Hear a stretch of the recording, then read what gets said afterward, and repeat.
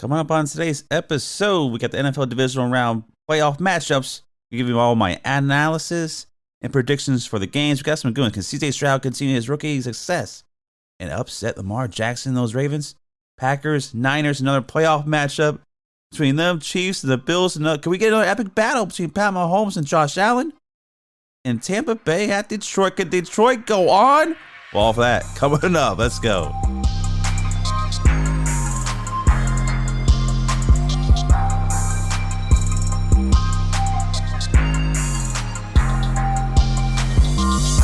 All right, everybody, welcome to the show. It's Sports Talk from the Crib, and I'm your host, Tanner Christian. Like I said, we got a lot of great playoff matchups coming up this weekend. We'll give you all my analysis and predictions on the games. And first, if you're new, remember, new episodes are airing every Tuesday and Friday. It's available on all streaming platforms, as well as the website at sportstalkfromthecrib.com.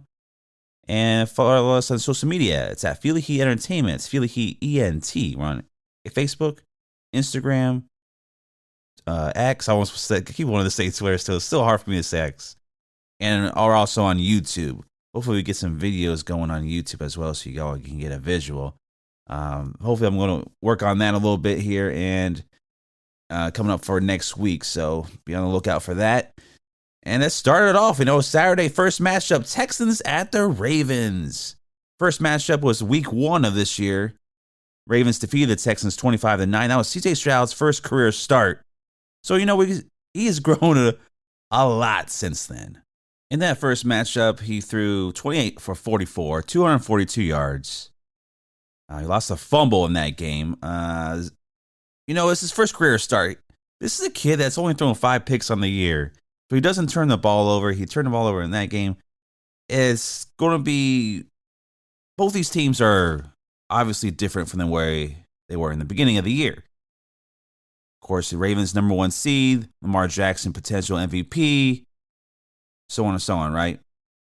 Another thing to really look for in this game, to me, the biggest part and biggest takeaway is what the Texans did so well against the Browns. Remember, the Browns were like a lot of experts' predictions to advance and give the Ravens trouble. And I was kind of thinking, why not the Texans? Why not this rookie quarterback who's improved so much? Why not this rookie head coach and DeMeco Ryans? And I think him being the head coach there and him playing the game and playing for the Houston franchise previously has really helped him as the season's gone on in development. Not only as him as a head coach, but the development of CJ Stroud and this whole entire team. They just love to play for him, and they're really came together as the season went on. And one of the interesting parts about it is, I think it was a game, I mentioned a little bit last week about the camaraderie between CJ Stroud, Nico Collins, and Devin Singletary. To really go back and look at the season, they lost to the Panthers, right? They lost to the Carolina Panthers. It's embarrassing kind of a loss. I think it was like week 7, week 8 maybe. And I know it was right in the middle of the season. And ever since then, they went on to win. I think they went on to win against the Bucks, the Bengals. They had a good win streak going. That's where I feel like it started. You started to see the development in him. You started to see the connection that he started to have with Nico Collins. And Devin Singletary ended up taking the running back position from Dameon Pierce. And he's ran with it. He's played very well. And the whole entire team, both on offense and defense, like I said, this started playing really well. They're going up against this Baltimore Ravens defense. They're number 1 in the league in total defense, pretty much across the board, top 3 in all these categories, points against, and and all that stuff, passing yards allowed, and the Ravens are number 1. CJ Stroud, I believe, is going to do work against this Baltimore Ravens defense. Maybe not, go crazy numbers like 350 yards, 4 touchdowns, or anything crazy like that. But I expect this Houston Texans team, who a lot of people aren't really given the benefit of a doubt to have a chance against this Baltimore team. I think the line right now is maybe 9.5. It looks like it's growing in terms of the spread and the odds of them winning the game. Key factor to look into this on defensive side of the ball for the Ravens. Marlon Humphrey is not going to play. Cornerback, big-time cornerback, he will not play in this game. There was rumors that Mark Andrews may possibly return for it, but he's been ruled out. He's been, activated, but he's going to have to sit out the game. He's quite not ready. They also signed Dalvin Cook, who was on the practice squad for a couple of weeks. We saw him in the Jets. Nothing. It didn't really work out for him there. Supposedly he's going to get some action in this game, in the run game. We'll see how that works out. But, one of the key factors to me in this game, Houston Texans are horrible against the play action. They're almost dead last. They're a bottom 3 team defensive-wise in play action. Baltimore runs a lot of play action. Especially they get the run game going. Can really open things up for them. Now, last week, Cleveland is a big-time play action team. What do? They made a lot of adjustments. They play a lot of split safety out there. They play cover 4. It seems like a lot of that tape. They love to play cover 4. And on top of that, it could benefit them in ways, but also against Baltimore, it could hurt them in a little bit of ways. I'm going to explain why here. Zay Flowers, to me, is a key in this Baltimore offense. In the first matchup, he had 9 catches, 78 yards. The rookie has grown himself over the course of this season. If you play in cover 4, you run a lot of drag routes, have somebody come underneath, crossing patterns. Zay Flowers is going to be key in exploiting that type of coverage in this game for me. So we'll see how that kind of pans out. This is something that's a real matchup to really watch, how they utilize Zay Flowers in the offensive game and how the defense. I imagine D'Amico Ryan's going to make an adjustment with that because I expect Baltimore to run a lot of it. Other thing to note in this for Baltimore, yes, I know they're number 1. I know they're the number 1 overall seed. They look phenomenal. Lamar Jackson's in this MVP talk. He struggled in the playoffs. Okay, remember last time they had this number 1 seed bye? They were early exit. They lost to Tennessee. I think that was like 4 years ago. Lamar Jackson struggled through about 3 interceptions, I want to say. Playoff games, Lamar Jackson really hasn't shown up. And watching the Baltimore Ravens team over the course of this season, it's hard for me to still trust this offense because if they click, they're clicking. But it seems like they get in their own way at times and get too pass happy. With Lamar Jackson in the play action, he seems to hold the ball too long, too much, and try to put it in his own hands. And that could hurt them in this game. So it's something to really watch. Now, on the flip side, Baltimore's going to be bringing pressure to CJ Stroud. To see how that offensive line holds up on Houston's offense. Queen. Who else they got? You got Roquan Smith. And you got Kyle Hamilton in the back. It's a phenomenal safety, a phenomenal pickup in the draft. So Kyle Hamilton's a guy to really watch in this game. And can the linebackers for the Ravens get after CJ Stroud and disrupt him in that when they're blitzing. So that's something to really watch. So they did it well in that first matchup. We'll see if it continues. Well, with all this being said, why not give Houston a shot? Now, I love the underdog stories, and this one can get me a little bit in trouble in my picks, so sometimes I let it take over me a little bit. But last week, I think I hit 5. So I'm trying to put that aside a little bit, but in this matchup, this is your chance, Lamar Jackson. If you do not win, if you lose this one, you're going to get ridiculed forever in all offseason. How you continue to struggle in the playoffs.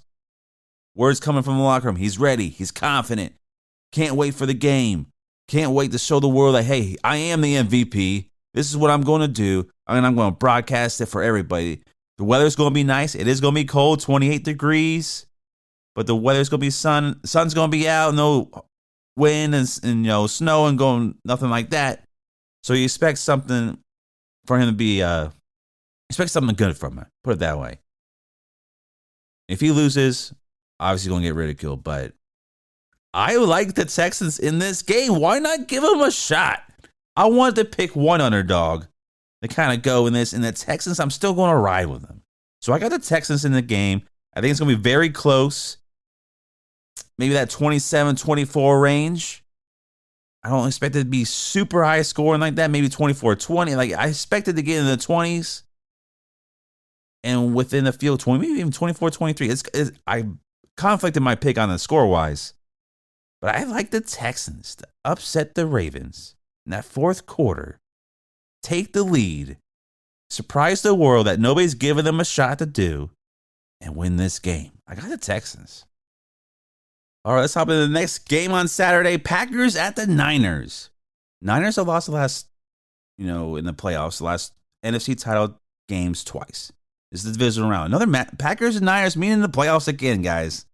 What more than you expect? This time, Packers are doing it without Aaron Rodgers. Same team, Jordan Love. Balling, right? Do they have a shot? This is another game where Packers are literally given no shot. I think the Niners, this game's up there in the 10 now in terms of favorite on the spread. Like this, a lot of these spreads people expect, they're not giving a lot of these teams a shot. Let's just look at Jordan Love's numbers. Played phenomenal last week against Dallas. Dallas accident waiting to happen. Kind of expected it. But this year, these last 9 games, he's thrown for 21 touchdowns and only 1 interception. And these Packers receivers right now, they're all healthy. Usually it's like 1 or 2 of them banged up, through the games and especially the last half of the year. But they're all healthy. Christian Watson's healthy. Jaden Reed's healthy. He didn't even catch a pass last week. And I think he's one of their best wide receivers. Put up 48 points and he doesn't even catch a pass? That's how dominant they were last week. You got Wicks. You got Romeo Dobbs. Shined again. You got Melton. You got some guys I didn't even heard of all of a sudden this balling out here. And you got the rookie tight ends. They're all healthy. Musgrave and Kraft. So that's why this offense, despite being so young and having so many rookies on the offensive side of the ball, are playing very well together. Now, part of it is the play action game, the run game. Specifically, Aaron Jones, since he's come back from injury, has been playing phenomenal as well. He's got 4 straight 100-yard games. Always balls out against Dallas. It seems like he did that even a couple years ago when they faced each other. But the problem is this. Aaron Jones struggles against the Niners. He can't really he's never been able to run the ball. I think in the championship game a few years back, he had about 41 yards rushing. It's always been a problem. Now, this Niners defense isn't as great as that team was. But they're still the top in the league. Only giving up 17.5 points. That's third.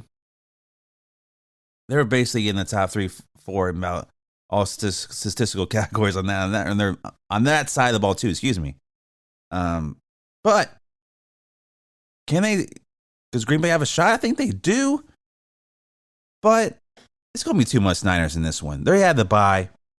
I feel the opposite with the Niners. I actually trust the Niners way more than I trust the Ravens. Brock Purdy last year went out in the NFC title game, and we all remember that. And then the Niners just basically fell apart against the Eagles. The Eagles went on to the Super Bowl. Like the Niners, it's got to be time, right? It kind of reminds me when Jim Harbaugh was their head coach. Got to a couple NFC title games, then finally broke through, got to the Super Bowl.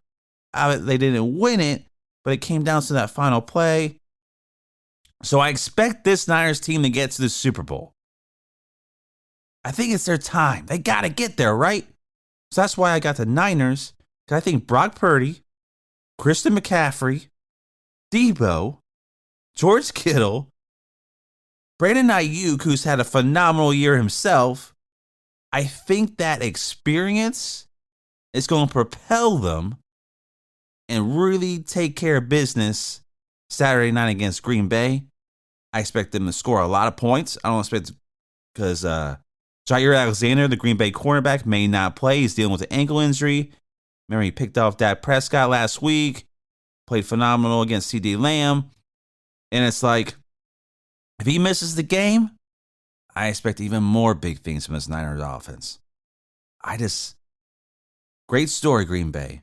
Played great, right? Jordan Love, he's their quarterback of the future. He's cemented that this year by the way he's played and developed as the season's gone on. You got a great wide receiver, young group. Remember Aaron Rodgers, give me a wide receiver. I need somebody to go with Devontae Adams. Where were all these guys at? They got everybody now, it seems like. I really like them going forward and growing with one another. The Green Bay Packers, I believe, are really going to be a force next year.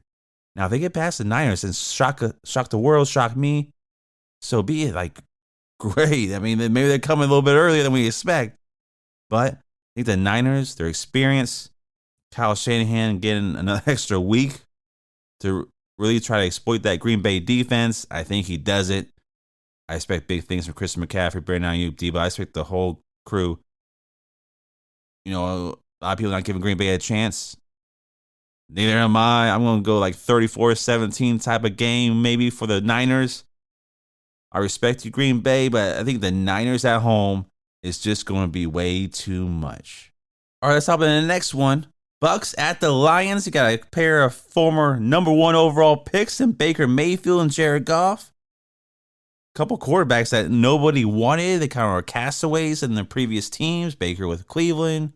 Then went to Carolina, played a few games with the Rams last year, and then, find his way to Tampa by the time Brady retired.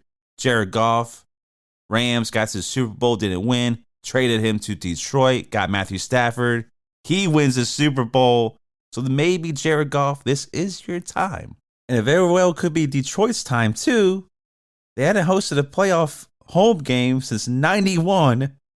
Now they got 2 in a row. So they already got more this year than the previous 30 years combined.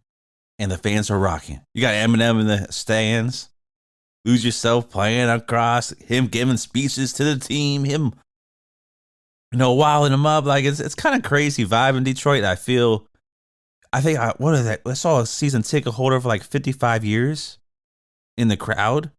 They showed him. I was like, wow, now he gets to finally experience it. You see the look on his face. Like, it's incredible. It really is. It's a good story.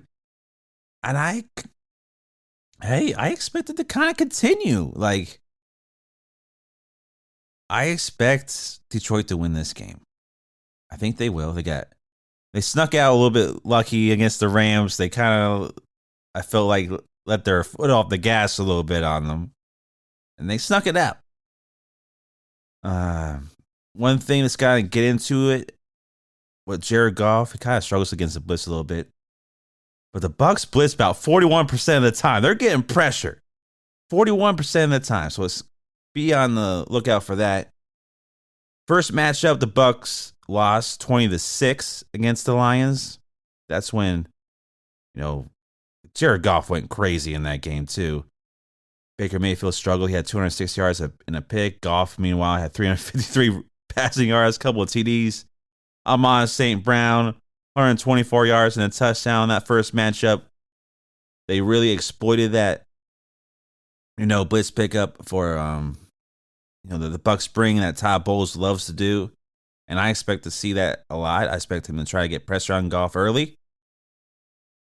Now, I think Jahmyr Gibbs missed this game in the beginning of the year. So the combo with this running game, Jahmyr Gibbs, David Montgomery, I expect to see a lot of that as well. And, of course, Amon St. Brown and Sam Laporta, who this phenomenal rookie tight end,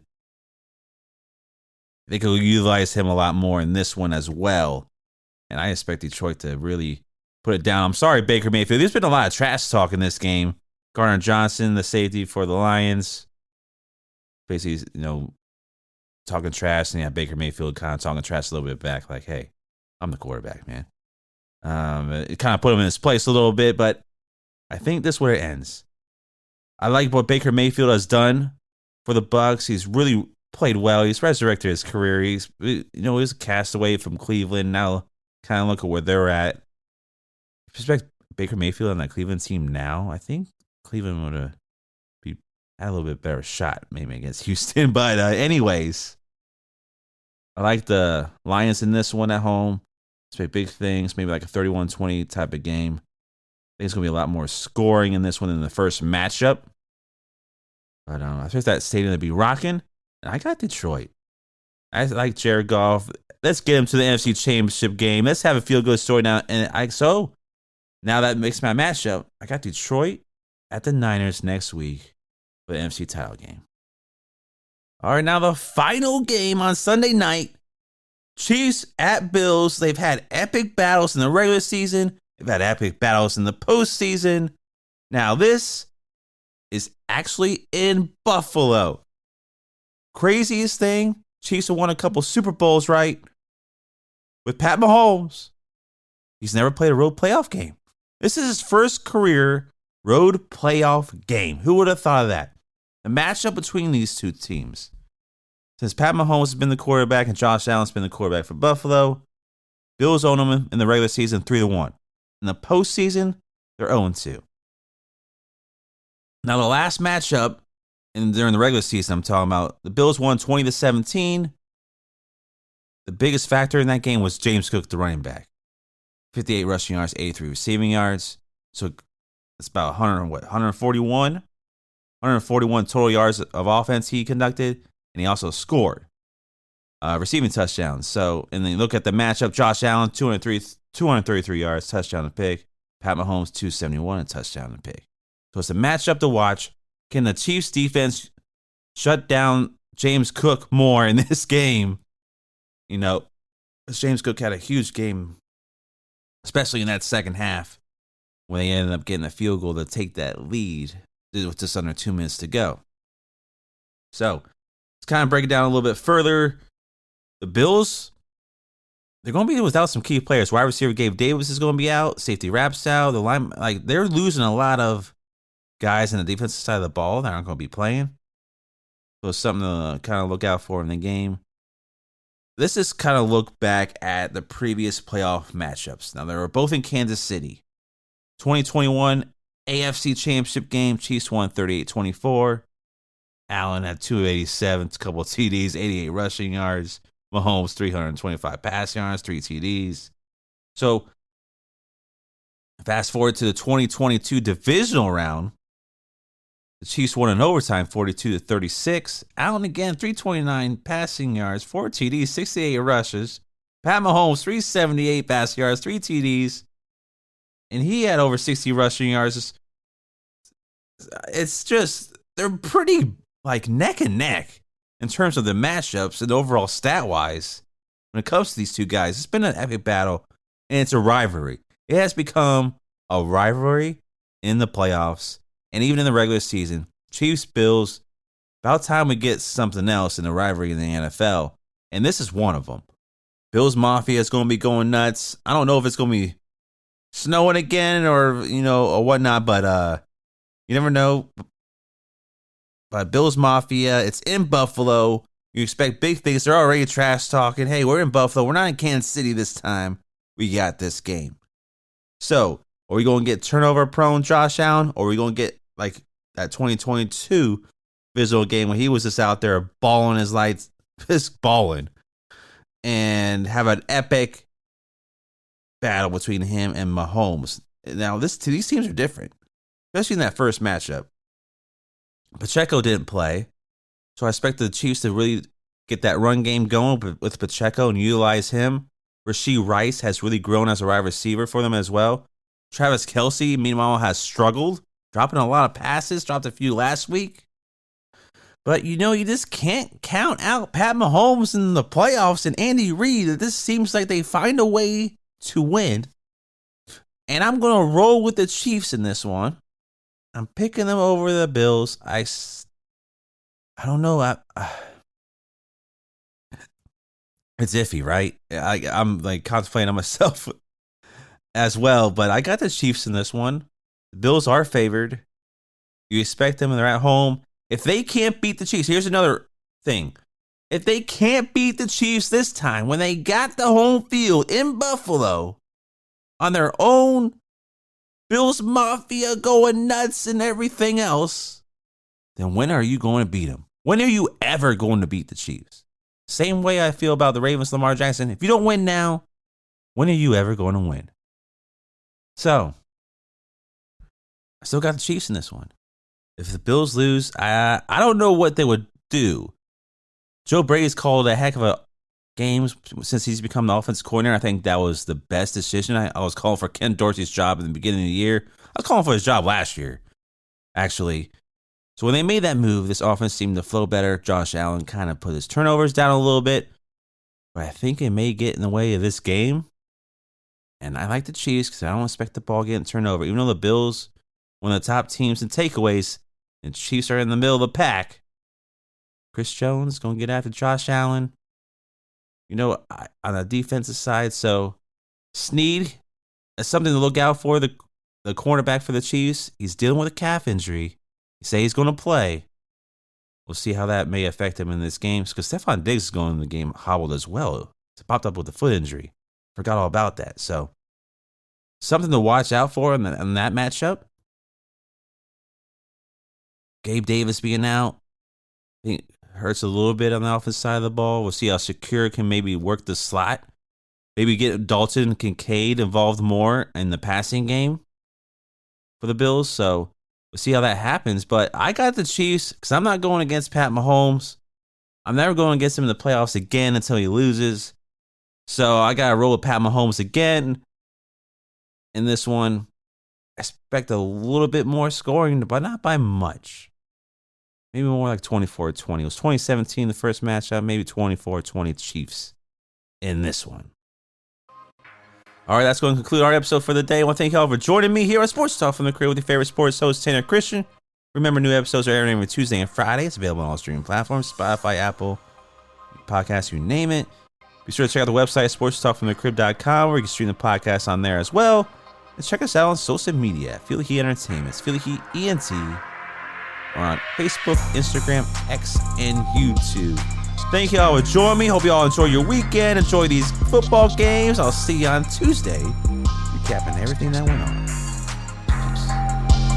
Peace.